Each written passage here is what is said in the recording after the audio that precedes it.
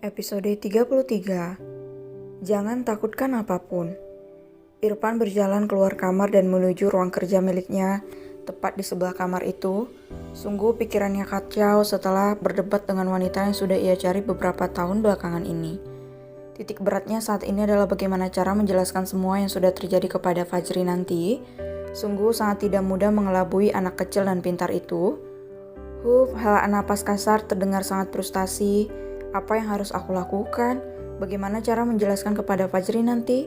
Gumamnya bingung. Ternyata selama ini aku memiliki anak yang tanpa sadar sangat dekat denganku. Semoga nanti Aji gak marah sama ayah ya nak, ucap Irfan tersenyum senang. Deret, deret. Ponsel Irfan berbunyi, terlihat di sana Rai tengah memanggilnya. Halo Rai? Halo Tuan, apa Tuan tidak ke kantor hari ini? Tidak Rai, nanti tolong jemput Fajri ke sekolahnya dan bawa dia ke rumahku. Maksud Tuan? Ucap Rai terkejut. Bawa saja dan kamu akan tahu nanti apa yang terjadi. Baik Tuan, segera saya antarkan Fajri menuju rumah Anda. Bagaimana dengan jadwal hari ini Tuan? Jika kamu bisa gantikan saja ya Rai. Tapi jika tidak, atur ulang saja waktunya. Hari ini saya hanya ingin beristirahat di rumah.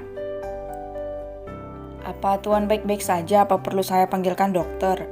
Tidak perlu Rai, cukup bawa Fajri nanti ke sini. Baik Tuan.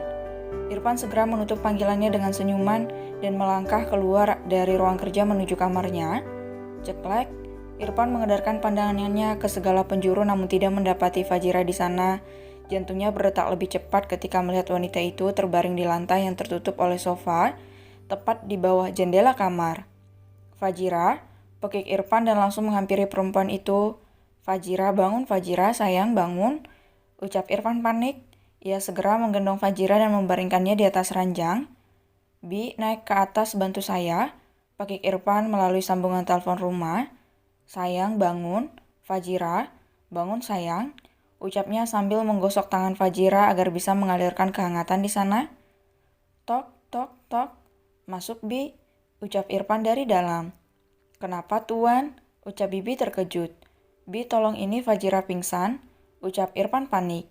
Sini biar Bibi bantu. Tuan, ada minyak angin, ucap Bibi juga ikut panik. Ada Bi, di dalam laci. Tanpa menunggu lama, Bibi segera mengambil minyak angin yang ada di dalam laci, lalu mengusapkannya ke hidung mancung milik Fajira dan beberapa titik lainnya. Tak lupa ia memberi penyangga di bagian kaki agar aliran darah segera mengalir ke otak. Sayang, bangun Fajira. Irfan masih setia mengusap tangan dan kepala wanitanya. Siapa perempuan ini?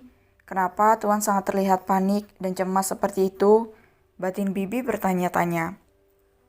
Apa perlu kita panggil dokter Tuan? Iya, panggil dokter Bi, dokter perempuan. Baik Tuan, saya permisi dulu. Bibi berlalu dari sana dan segera memanggil dokter agar Fajira bisa mendapatkan tindakan yang lebih baik. Tak lupa ia membuatkan bubur untuk ibu muda yang tengah pingsan itu agar staminanya tetap terjaga. Sayang, bangun. Jangan buat aku cemas. Bangun yuk, ucap Irfan dengan mata yang berkaca-kaca. Lenguh Fajira ketika tersadar dari pingsannya. Perlahan kepalanya terasa berdenyut dan berangsur sakit. Ditambah dengan keberadaan Irfan yang sangat dekat membuat rasa sakit itu bertambah bahkan bercampur dengan rasa takut. Mana yang sakit sayang? Kepala aku pijat ya, ucap Irfan memijat kepala Fajira dengan lembut dan hati-hati. Sementara perempuan itu hanya membiarkan perlakuan Irfan karena kepalanya sangat terasa sakit saat ini. Irfan membelai kepala Fajira dengan lembut dan tanpa sadar, ibu muda itu terlelap dengan masih menggenggam tangannya. Ia tersenyum melihat Fajira yang tidak menolak perlakuan darinya sedikit pun. Bapak satu anak itu masih memandang wajah cantik dan ayu milik Fajira dengan lamat, tersenyum membayangkan bagaimana malam pertama mereka nanti. Cup, Irfan mengecup kening Fajira dengan lembut, mengalirkan kehangatan dan cinta, berharap Fajira bisa merasakan apa yang tengah ia rasakan saat ini. Tidurlah sayang, aku di sini. Irfan masih setia menemani Fajira di sana hingga dokter tiba dan memeriksanya. Kondisi Nona cukup lemah Tuan, saya rasa dia baru pulih dari sakitnya. Saya mohon maaf sebelumnya, apa Tuan dan Nona bertengkar tadi? Soalnya melihat keadaan Nona saat ini ia merasa sangat tertekan. Jelas dokter itu setelah memeriksa keadaan Fajira. Apa itu bahaya bagi kondisi psikologisnya? Tanya Irfan tanpa mengalihkan pandangannya dari Fajira. Ya, cukup berpengaruh, Tuan. Dari hasil analisa saya, Nona juga mengalami traumatik yang cukup memprihatinkan. Saya menyarankan agar Nona bisa dibawa ke psikiater untuk tindakan selanjutnya. Apa ada lagi? Tidak, Tuan. Selebihnya keadaan Nona sangat baik. Ini saya berikan resep obat, silakan ditebus nanti di apotek. Iya, terima kasih, silakan. Mari, Tuan. Bibi mengantarkan dokter itu keluar dan Irfan segera mengirimkan resep itu kepada Rai untuk ditebus di apotek terbaik yang ada di kota itu. Irfan kembali menghampiri Fajira dan duduk di samping wanita yang sangat ia cintai. Laki-laki itu tersenyum manis menatap wajah pucat namun masih memancarkan aura yang menenangkan dari wajahnya. Perlahan Irfan naik ke atas tempat tidur dan berbaring di samping Fajira lalu memeluknya erat. Kita sudah bersama, sayang. Jangan takutkan apapun. Sungguh aku mencintaimu dengan seluruh jiwa dan ragaku. Semoga ketika bangun nanti kamu tidak histeris atau menangis pilu, seperti kejadian beberapa tahun silam. Cukup lama Irfan memandangi wajah cantik itu hingga akhirnya ia terlelap sambil memeluk Fajira dalam dekapannya. Mungkin karena terlalu lelah atau memang ia kurang tidur atau Irfan memang merasakan kenyamanan yang sudah lama ia cari. Hanya Irfan yang mengetahui apa yang ia rasakan sesungguhnya. Sementara di kantor, Rai tengah mengernyit saat ini mencerna apa yang tengah disembunyikan oleh Irfan. Namun sepanjang pikirannya berkelana, tidak ia temukan satupun jawaban yang tepat. Apa sebenarnya yang Tuan sembunyikan? Dan apa hubungannya dengan Fajri? Jangan-jangan, mata Rai membola membayangkan kemungkinan yang ada. Dek, apa Fajira ketahuan oleh Tuan Irfan? Makanya Tuan meminta saya untuk menjemput Fajri ke sekolah? Rai segera mengambil ponselnya dan menelpon Fajira. Namun ia mengurungkan niatnya agar tidak menambah bencana baru. Ia memilih untuk menelpon ART di rumah mewah Irfan.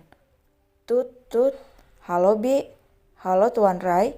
Ucap Bibi di sebaliknya telepon. Bibi, apa ada kejadian yang aneh di rumah? Iya, Tuan. Tuan Irfan membawa seorang perempuan ke rumah. Dek, perempuan, Bi. Apa Bibi tahu siapa namanya? Siapa tadi ya, Tuan? Saya lupa kalau nggak salah. Apa tadi saya lupa? Fajira?